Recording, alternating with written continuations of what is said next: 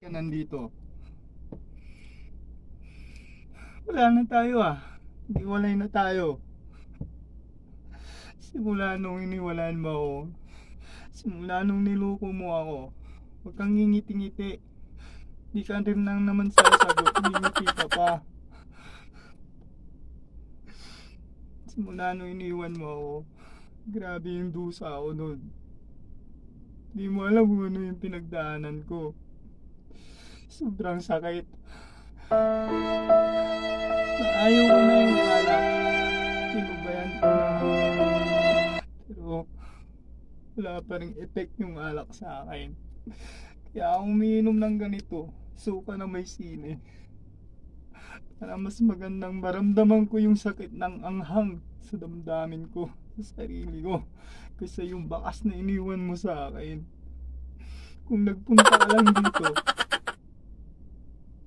para ipakita sa akin na lagi ka pa rin masaya, na nakikita mo at hindi ka sumasagot.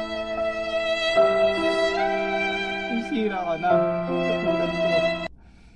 Alam mo yung mga nanunod sa atin ngayon, no? Oh, titignan ako para akong tanga na. Paniinom ako nun, kung alam mo lang. Iniwan mo ako sa ere. Hinayaan ko na yun. Hinayaan ko na yun, kahit gano kasakit. Bakit mo ako pinagpalit? Bakit? Maliit? Marunong naman akong kumain ah. Ang problema mo? Parehas din naman yun. Kahit malaki yan. Ayaw, di ma! Pinag-dings naman. Diba? Wala rin kwenta. Oo, maliit man. Oh, marunong ako kumain. Pabutin tayo ng 10 oras. Kaya ko yun. Oh, diba? Lahat na lang kinakain ko para lang maging masaya ka. Paglalaba, pagluluto, nagawa ko na. Hindi ko lang pinapabayaan ang trabaho. Mali lang sa'yo eh.